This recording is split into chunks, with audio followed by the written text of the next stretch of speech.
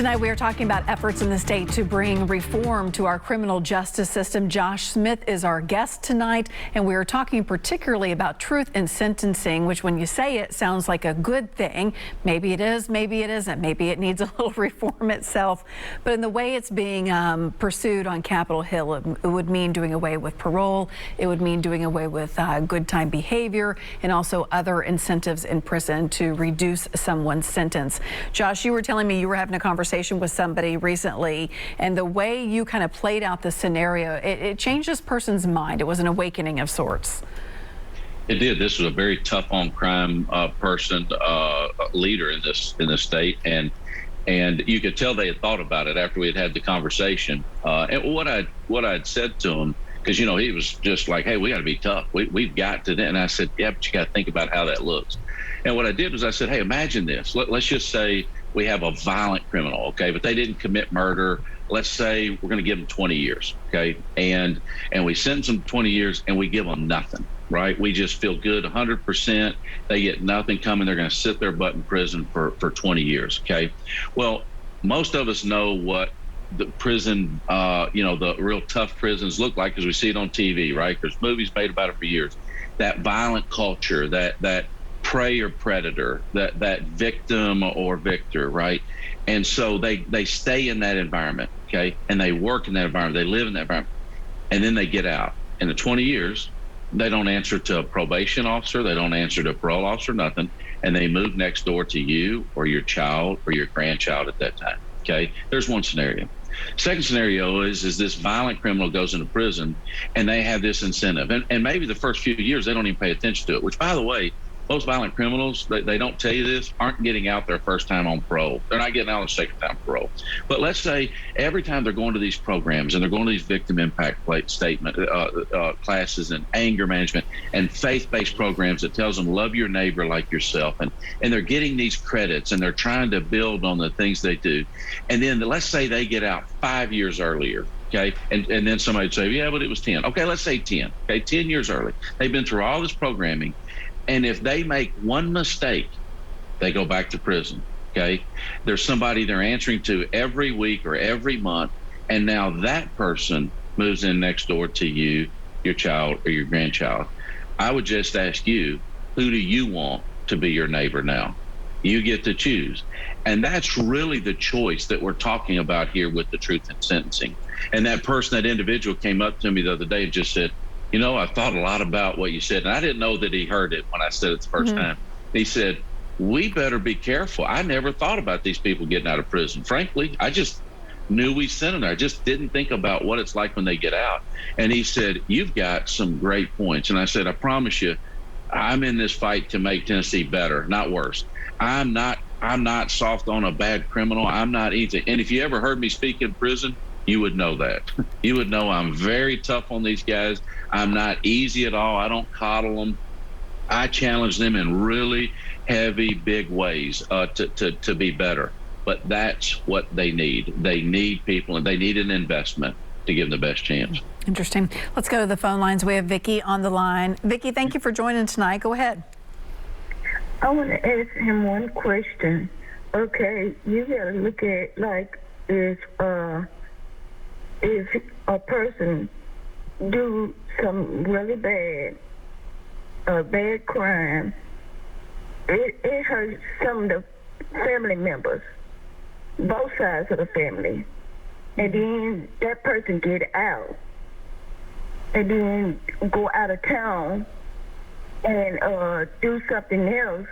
I don't think that's right. And then y'all saying that you think that they should be on probation, or they shouldn't be in some kind of program. I don't think they should be out on the street at all. Just like the guy who killed my son. He just got 1 year. And he can get out and be a police again and go to some other county. So that's what I'm saying. I don't think that's right. I really don't. And it's not right for me because he's getting out in 1 year.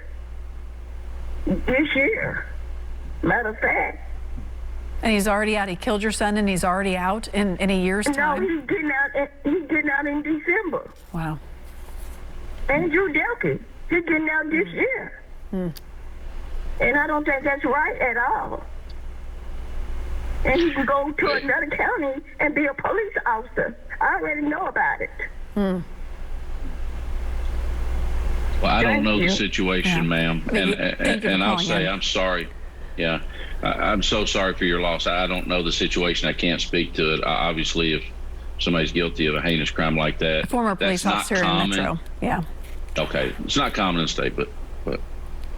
And I think that is where, you know, this conversation gets very hard because you have people, victims, who have lost so much. They have lost loved ones. End of story for that person's life. They want people to pay. And I think when we talk about this, sometimes it can sound soft on crime. You know that when you're saying keep the incentives in prison, keep the good time behavior. But I feel like you always have to remind people 95% of everybody serving in our Tennessee prison system, no matter what the crime is, 95% are going to get out. And again, I'm not saying they shouldn't go to prison. I'm not saying they shouldn't pay a heavy consequence. That is not what I'm saying. What I'm saying, though, is we don't want to take away the incentive for them to do better. If they're one of those 95%, if they're not in that 95%, if they've committed those heinous murders where they're spending a lot of time, we don't have to worry about it. That's not a part of the conversation. This is for those that are getting out. And again, that's the conversation I think we have. And that conversation is not being had enough. So why don't we do, as we're talking about this legislation, you said, hey, what can we do? Why don't we talk about the end and have the end in mind? Why don't we talk more about that to just say, what do we want to look at the end of these situations? Let's pay attention there and start there, because all we're doing right now is talking about the beginning, right? We're talking about being able to how to answer to a victim, to those, and how do we make them pay right now? Well, let's just make sure there's not consequences over here that we're not answering to. So what I would say is you're better off to give them more time and then give them incentive. So let's look at it at a bigger picture. If it's some violent criminal and that, let's change it and go here, but still give them incentive to be able to go here. Does that make sense? Rather than just saying, hey, 100%, because it never works for anybody. It wouldn't work for our kids. If you have children and it's just 100%, there's nothing they can do to earn their right back into your graces. They're not going to do anything. Corrective behavior is not accomplished with that. It's just not. One of the provisions of some of the truth in sentencing bills here is to still allow for judge discretion, but to narrow those windows, because some of our crimes will say, you know, for this offense, whether it be like vehicular manslaughter, and I'm just making up the sentence here, it could be 10 to 20 years. When you're talking about time spent in prison, that's a big difference. And it would narrow that window. Do you think that's a good thing? I think that judges need, they're on the front line of this. I think anytime we take discretion out, which is what 100%, sentencing does, in the federal system, you have mandatory sentencing. The judges are handing down what's mandatory. They don't have a choice. They do it. And many times you'll hear them say, this sentence is not right. But in this case, I'm having to hand it to you, because it doesn't take each case on its own face. There's some that are much worse and frankly need to pay worse, right?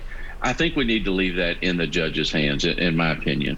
Very good. But again, I think we need to have a bigger conversation on it and just all get around the table, not look at one thing like this that can be what looks to be a fix, but then have terrible consequences. You're so right about it. We have less than a minute, but there's no quick one fix to the criminal justice system. There are so many prongs to it when it comes to, are people getting charged with the right charges? And that really, I think, goes back to something that Vicki probably can speak to, our caller. Are people given the right charges? And then we have sentencing, we have programming, all the different things. Less than 30 seconds here. Josh, I'm going to let you have the floor for people who are sitting at home. What do you want them to hear most? Well, here's what I would say. We need to be tough on crime, okay? We don't need a lawless society. It's not what we need. So we need to make sure that if somebody violates those rules, they have to pay the consequences to the state. But let's focus and get more involved in what that looks like. Let's make corrections. Let's build on what we've already started. Tennessee is very fortunate. We've got a great system. Let's build on it and improve it and continue to make Tennessee a safer place. Josh, thank you for your time and expertise tonight. We'll be right back.